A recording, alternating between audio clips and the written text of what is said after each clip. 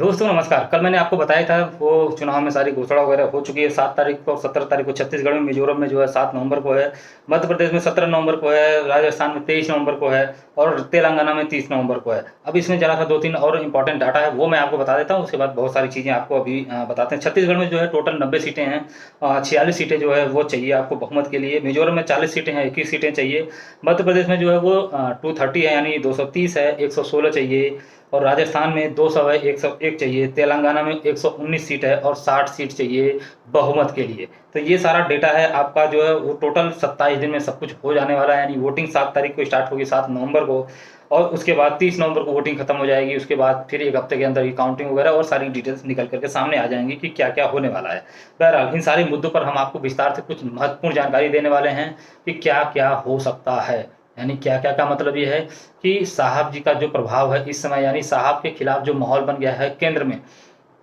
मध्य प्रदेश में जो विद्रोह हो रहा है, राजस्थान में जो विद्रोह हो रहा है, वसुंधरा जी की तरफ से जो एक्शन लिए गए, शिवराज जी ने जो बयान दिए, तोमर जी ने जो बयान दिए, इतना ही नहीं बघेल जी पर जो एक्शन हुआ और उस हिसाब से उन्होंने जो वो प्रेस कॉन्फ्रेंस करी, जिस हिसाब से जनता के बीच में क्या माहौल बना हुआ है, लोग क्या सोच रहे हैं, क्योंकि सरकार सत्ता तो भाई वो अखबार में निकालेगी, पेपर में बताएगी हमने ये कर दिया, वो फलाना तीर मार दिया, ढिमकाना कर दिया, ये सारा बता ही रहे हैं। वो सब कुछ ठीक है, सब कुछ सही मान लेते हैं, लेकिन जनता क्या सोच रही है, जनता के मन में क्या है, जनता किसी को चूज करेगी, नहीं करेगी, उन्हें हटा देगी,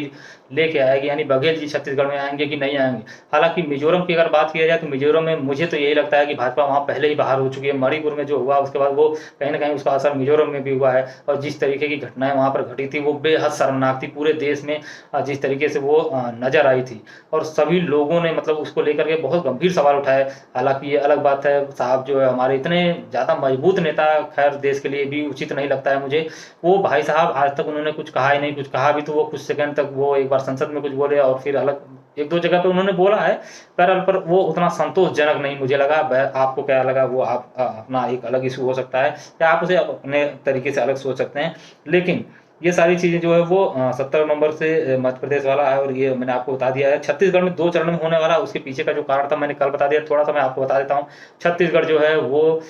एक तरीके से राजस्व के लिए बहुत ही महत्वपूर्ण जगह है। वहाँ पर कोल माइन्स और कई सारे नेचुरल रिसोर्स हैं, जिसकी वजह से राजस्व जो है बहुत होता है राज्य को। तो वो कहीं न कहीं उससे केंद्र को भी जाता है, और मेन रूप से वो कांग्रेस के हाथ में है, तो कहीं न कहीं कांग्रेस के लिए एक फाइनेंशियल स्रोत का बहुत अच्छा काम कर रहा है। वो एक कहा जाता है कि वो कांग्रेस के लिए एक एटीएम है छत्तीसगढ़, और उसको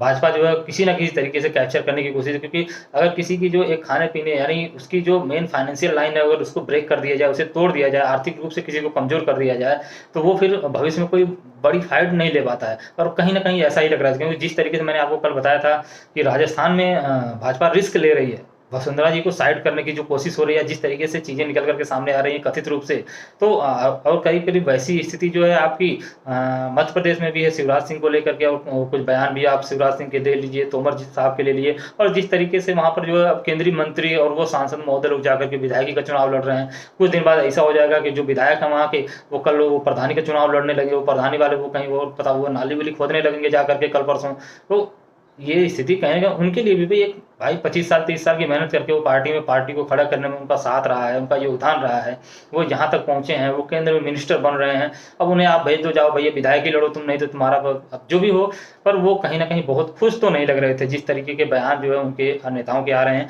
और वहाँ तो तोमर साहब की स्थिति है कि वो अपने क्षेत्र में जिस क्षेत्र से उन्हें टिकट दिया गया है, वहाँ उन्होंने अभी तक कोई यात्रा, कोई वो रैली वगैरह नहीं की है। अन्य जगहों पर वो कर रहे हैं, वो प्रदेश अध्यक्ष भी हैं। बहुत सारी चीज़ें वहाँ पर हो रही हैं, अजीबो-गरीब, जो मतलब देख कर के हज़म नहीं होती, यानी पेट में मतलब वो जाती नहीं है। बहरहाल इन सब के बावजूद भी कुछ ऐसी कहावतें या कुछ ऐसी चीज़ें निकल के रही, कुछ लोगों ने ऐसा कहा कि हो सकता है वो ये मानते हों कि हम 2-4 दिन वहाँ पर जाएँगे अपने क्षेत्र में, और लोगों को बताएँगे कि भाई हम आ गए हैं, और ये मतलब हम अवतार ले चुके हैं, कुछ बड़ा काम ये कर देंगे, वो कर देंगे, और जनता मान ले कि हाँ भाई आ गए हैं साहब, वो उन्होंने ये एक बार आकर बोल दिया तो फिर बस जो है वो साहब ही हैं। या फिर ऐसा हो कि सेंटर से मोदी जी, अमित शाह जी और ये जो एक स्टार प्रचारक वाले लोग होते हैं, ये लोग पहुँच जाएँ और कहें कि भाई ये जो लोग हैं इन लोगों पे आप बिल्कुल ध्यान मत दीजिए, आप ये साहब के चेहरे पर यानी मोदी जी को वोट दीजिए, हैं, जो भी होना है वो मोदी जी करेंगे, और डबल इंजन से सरकार बनाइए, और वो सारी जो भी हो।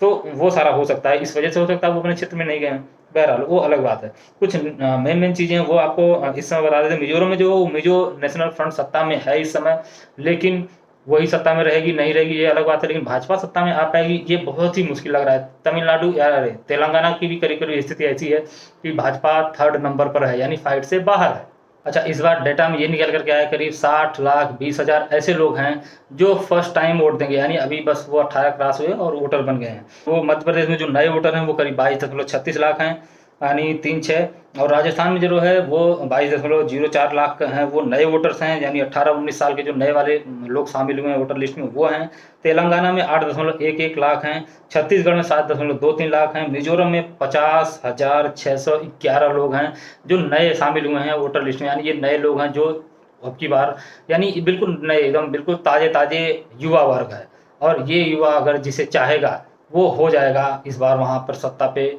काबिज। लेकिन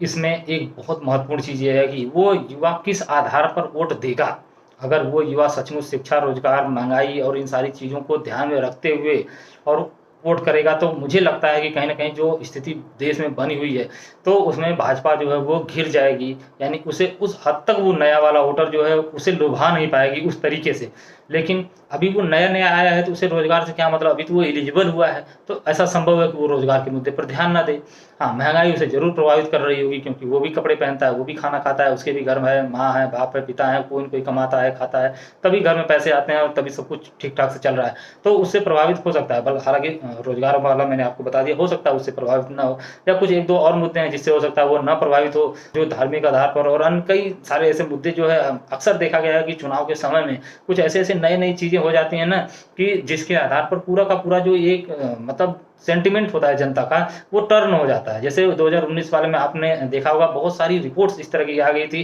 कि भाजपा बुरी तरीके से हार जाएगी चुनाव और उनका पूरा सब कुछ सत्यानाश हो चुका है, वो चुनाव जीतने की स्थिति में बिल्कुल है ही नहीं। और अचानक से वो फिर पुलवामा में अटैक हो गया और पूरा देश एक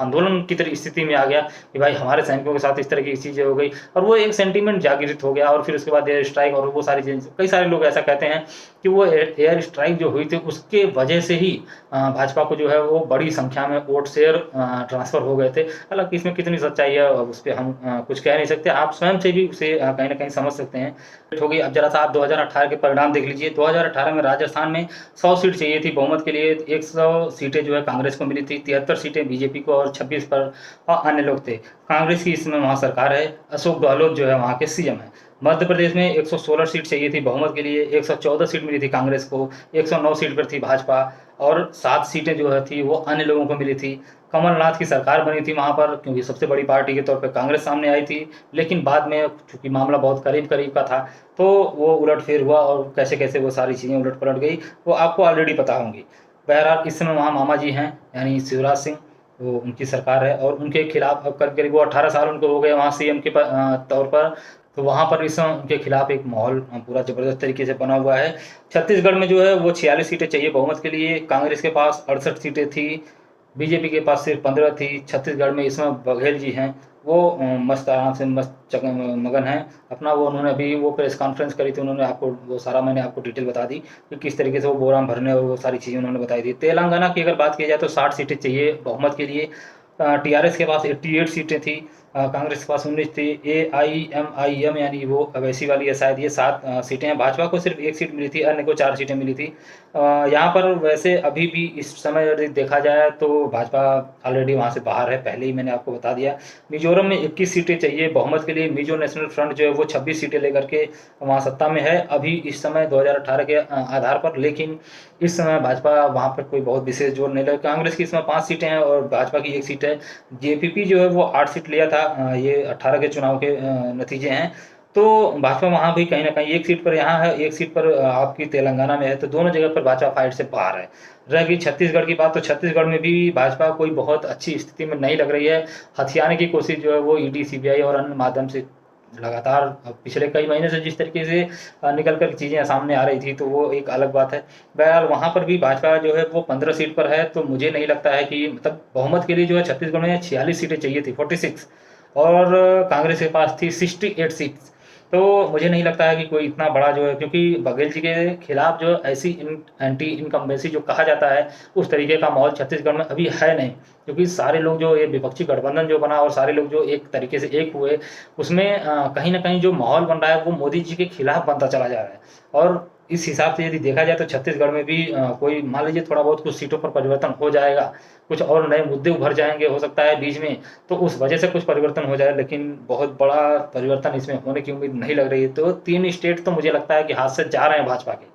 अब रह गई राजस्थान और मध्य प्रदेश की बात, तो राजस्थान में टोटल जो है 100 सीट चाहिए बहुमत के लिए, और 73 सीटें भाजपा के पास थी, 100 सीटें कांग्रेस के पास थी। वहाँ पर भी अशोक गहलोत के खिलाफ कोई ऐसा बड़ा माहौल नहीं बन रहा है, लेकिन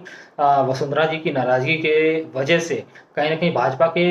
के ही खिलाफ, यानी भाजपा के ही खिलाफ जो है वहाँ माहौल बना हुआ है। और वसुंधरा जी के जो समर्थक हैं वो कहीं न कहीं इधर-उधर हैं। और एक बहुत बड़ी समस्या जो है इस बार भाजपा जो फेस कर रही है, वो मध्य प्रदेश हो चाहे राजस्थान हो, वहाँ दोनों जगह पर जो दूसरी पार्टी से आए हुए लोग हैं, यानी वो दूसरी पार्टी से आए हुए हैं, तो वो इसी शर्त पर आए हैं कि उन्हें टिकट चाहिए। तो अपनी पार्टी का जो कार्यकर्ता है, जो वहाँ लंबे समय से यानी 5 साल, 8 साल से 10 साल से लगा हुआ है, पार्टी के लिए उसका योगदान है ज़बरदस्त, उसके भी समाज में उसकी एक जान-पहचान है, उसके कार्यकर्ता हैं, तो उसके वोटर हैं, उससे जुड़े हुए हैं। यदि उसे टिकट नहीं दिया जाएगा, तो कहीं न कहीं वो नाराज़ होगा, और नाराज़ होने की स्थिति में वो या तो विरोध की भाषा में बोलेगा, या फिर आपके प्रचार में, आपकी यात्रा में वो शामिल नहीं होगा, तो भी कहीं न कहीं उसके समर्थक नहीं आएँगे, तो भी आपकी बदनामी, यानी जो कुर्सियाँ खाली दिख रही हैं, उसके पीछे यह भी एक बहुत बड़ा राज है। और यही स्थिति जो है वो कहीं न कहीं ऐसा हो रहा है कि वो फिर जो है, अब अगर कोई उनके पार्टी का इसमें आ गया है, तो इनकी पार्टी का उसमें चला जा रहा है। अब जो वहाँ जीत जाएगा, अब वो एक अलग बात है जो बाजी मार ले जाए, क्योंकि अब उसमें से इसमें और इसमें से इसमें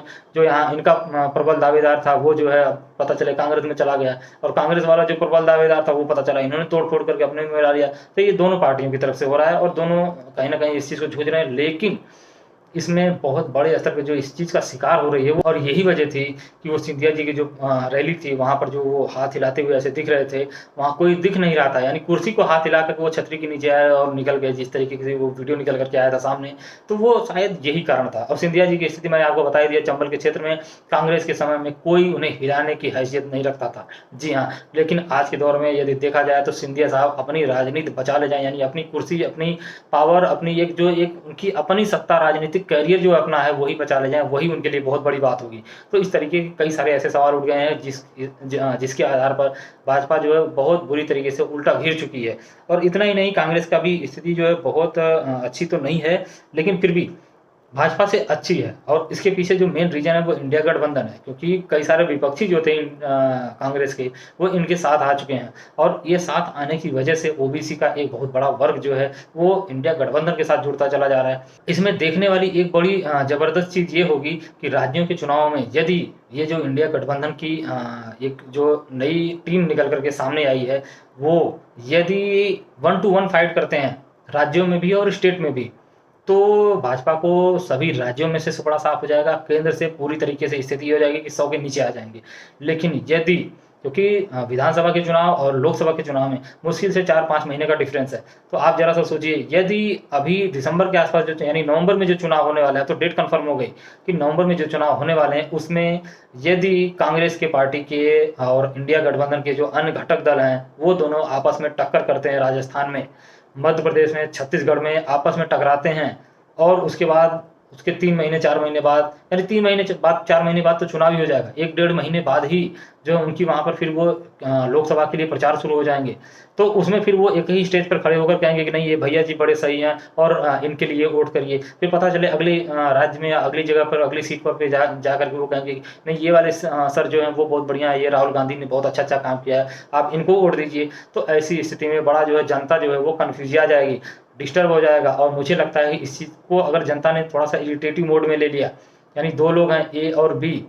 आज जो है वो दोनों लड़ रहे हैं आपस में, वो उसको कह रहा है कि भैया इसको वोट मत देना, मुझे देना, मैं तुम्हारा भला करूँगा। बी ए को गरिया रहा है, लेकिन जैसे ही लोकसभा आएगा, दोनों मिल जाएँगे एक साथ, ए और बी, और वो दोनों पड़ जाएँगे एम के पीछे, यानी मोदी जी के पीछे। तो वो दोनों मिलकर कहेंगे भैया मोदी जी को वोट मत देना, मोदी जी बड़े गड़बड़ आदमी हैं, आपका जो है रोज़ी-रोज़गार खा जाएँगे, ये कर देंगे, वो कर देंगे, फलाना-ढिमकाना। तो जनता जो है वो कन्फ्यूज़ आ जाएगी, भैया अभी 1 महीने पहले तो तुम आपस में सराफुड़ी कर रहे थे, और अभी 15 दिन 20 दिन महीने भर बाद ही तुम कह रहे हो कि 2 महीना बाद जो इलेक्शन है जिसमें वोट देना है उसमें जो है हम तुम्हारे सदस्य को वोट दें, यानी तुम्हारा जो मेंबर है उसको वोट दें और मोदी जी को ना दें। तो कहीं ना कहीं ये जो जनता है वो कहीं ना कहीं इन चीज़ों को लेकर के टकराव और विरोधाभास महसूस करेगी और ये बहुत बड़ी समस्या बन जाएगी इंडिया गठबंधन के लिए। यदि इंडिया गठबंधन के लोगों ने ये पहले डिसाइड कर लिया कि स्टेट में भी वो 1 to 1 फाइट करेंगे तो वो उनके लिए ज़्यादा बेटर होगा। यानी स्टेट में उनका प्रदर्शन कैसा होगा कैसा नहीं होगा इस पर कुछ कहा नहीं जा सकता, लेकिन 50% का 60-70% तक चांसेज हैं कि स्टेट में भी भाजपा का थोड़ा साफ हो जाएगा यदि 1 to 1 फाइट होती है तो। लेकिन यदि ये स्थिति इस समय हुई और इस हिसाब से माहौल बन गया तो उसके 2-3 महीने बाद जब लोकसभा का चुनाव होगा उसमें भाजपा 100 के नीचे आ जाएगी, ये पक्का 100% मान के चलो यदि ऐसा होता है तो। और अगर ये ऐसा नहीं करते हैं तो स्टेट में हो सकता है अच्छा प्रदर्शन हो जाए इंडिया गठबंधन का, लेकिन लोकसभा में फिर इंडिया गठबंधन फेल हो जाएगा। चाहे वो भले सारी पार्टी एक साथ हो लेकिन वो चुनाव नहीं जीत पाएंगे, क्योंकि इनके जो कार्यकर्ता एक स्टेज पर दिखेंगे ना जनता को, वो 2 महीना पहले एक दूसरे का सर फोड़ रहे होंगे और उसके बाद फिर जब जनता से आप वोट मांगने जाएंगे और कहेंगे कि नहीं ये हमारा कैंडिडेट है और हम सब मिलकर के इसे जिताना चाहते हैं और आप सबको मिलकर के इसे वोट देना है, भाई साहब ये मान लीजिए जनता कभी भी इस तरह की चीज़ों को एक्सेप्ट नहीं करती। आज भी यूपी और बिहार के, यूपी में खास करके मायावती जी और मुलायम जी यानी सपा और बसपा के बीच में जो गहरी खाई एक लंबे समय पहले किसी कुछ घटनाओं की वजह से हो गई थी, वो आज भी वो ख़त्म नहीं हो पाई है लोगों के बीच में। भले ही पार्टी एक साथ आ गई और वो सारी चीज़ें उन लोगों ने कर लिया और सब कुछ ठीक है, वोटिंग हुई, फूलपुर में एक ज़बरदस्त जीत हासिल हुई, उन सबके बावजूद भी मायावती के पास 10 सांसद जो हैं वो उसी वजह से हैं। लेकिन फिर भी यदि आप जनता के बीच में जाएंगे तो आज भी वो गहरी खाई नज़र आती है। पटी है, कम हुआ है बिल्कुल, लेकिन वो अंतर पूरी तरह से मिटा नहीं है। और यहाँ तो भाई साहब 2-3 महीने की बात है, तो मुझे नहीं लगता है कि इसका फ़ायदा इंडिया गठबंधन को इस तरीके से मिलेगा। अभी कल ही जो है मनीष सिसोदिया और संजय सिंह वाले मामले पर सुप्रीम कोर्ट ने जिस तरीके से खिंचाई की है उस पर मैंने आपको डिटेल से बताया था और आपको ये भी बताया था कि कुछ भरोसा नहीं है किसको कब कौन उठा ले जाए, किसके साथ कब क्या हो जाए। तो लाइक और सब्सक्राइब जो है वो आप लोग करते रहिए, फटाफट थोड़ा सा हमारा सहयोग करिए। इस मुद्दे पर जो मैंने आज चर्चा की आपसे, ये 5 राज्यों में चुनाव को लेकर के और इंडिया गठबंधन का और भाजपा के बीच में जो आपको मैंने जो एक अंतर्विरोध की स्थिति उत्पन्न हो रही है इंडिया गठबंधन में ही, राज्य के चुनाव में और केंद्र के चुनाव के समय में, तो उस पर आपके क्या विचार हैं वो हमें कमेंट सेक्शन में ज़रूर बताइएगा। हम मिलेंगे फिर किसी और चर्चा में, तब तक के लिए नमस्कार।